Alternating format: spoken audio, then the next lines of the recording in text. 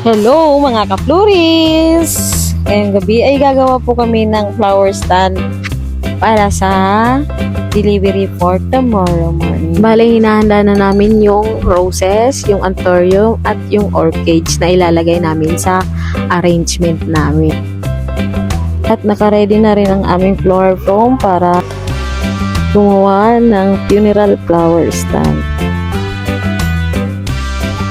At kaya naman, magsisimula na akong gumawa habang inaayos ko ang napaglalagyan ko ng bulaklak. Yung a-arrangean ko ng bulaklak. Ang tawag dyan is kupa na tinali sa floral foam na basa. Okay.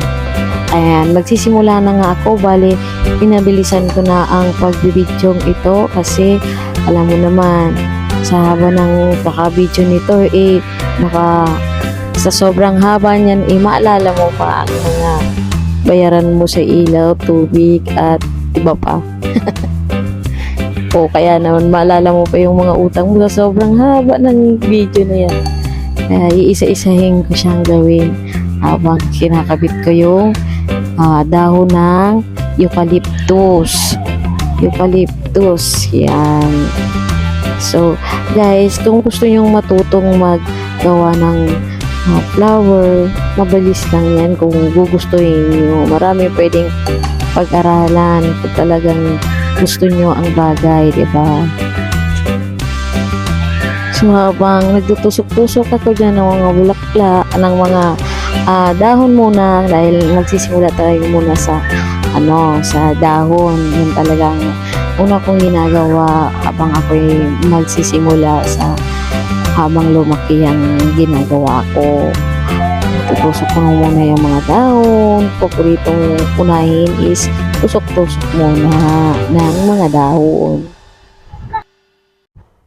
Nga pala, may malaking tiyan dyan sa video ko. Huwag niyong intindihin yan. Ganyan na talaga yan. Nanganak na ako lahat-lahat. Siya buntis pa rin. Di bali, okay lang yan, malaki yan dyan. Pogi naman daw siya. Shout out nga pala dyan kay Onyok na naglinis ng aking mga gagawing bulaklak. Alam mo naman yan, poging-pogi yan. Oh. Tingnan mo naman.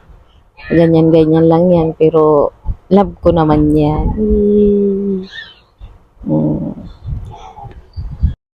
So, ayan mga ka-Floris, nagsimula na ako sa white roses na ilagay siya. Magpa-pattern na nga ako.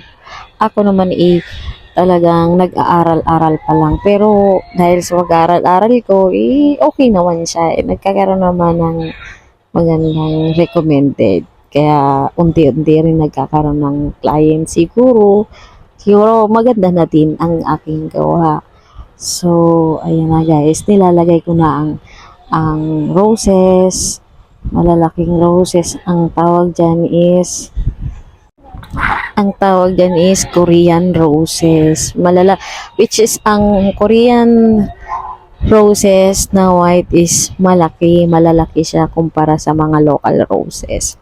Yun lang. Ibabahagi ko lang sa inyo kung ano pagkakaiba nila. Hindi ko mapakita yung local na roses na Baguio kasi wala pa akong sample.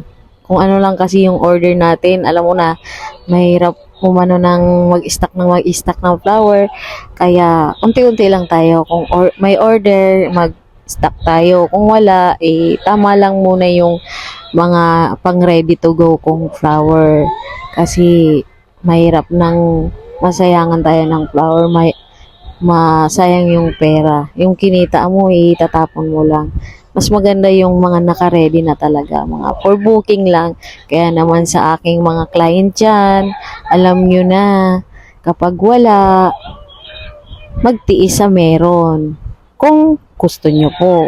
Kaya, ang iba dyan na client ko, nakakaintindi siya. Kaya, ang iba naman gusto nila mag-booking. Kaya, mas maganda yun mag-booking. Kaya nga, meron tayong early booking. For early booking, mas maganda.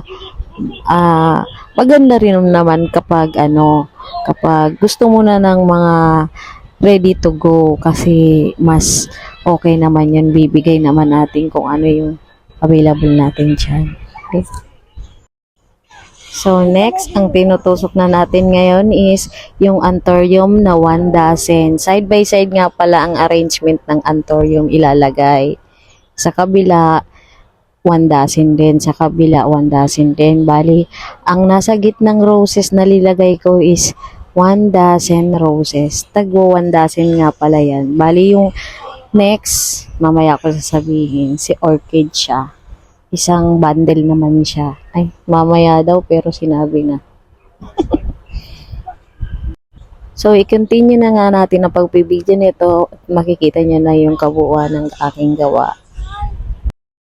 At hindi lang yan, matututo kayo kung paano kayo gumawa ng flower arrangement sa pamamagitan ng panonood nyo sa aking vlog.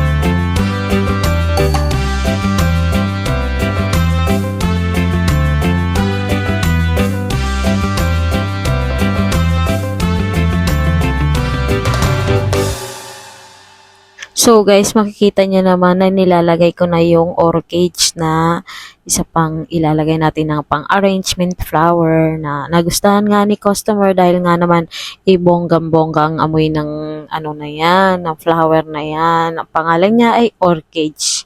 So, ayan guys, sa lahat ng gustong mag-order o magpa-booking, ready po kami mag-assist sa inyo. PM lang kayo sa RMB Flowers Fashion Styling Services. May mag-a-assist pong admin doon o kaya naman ako o ang asawa ko ang mag-a-assist sa inyo doon.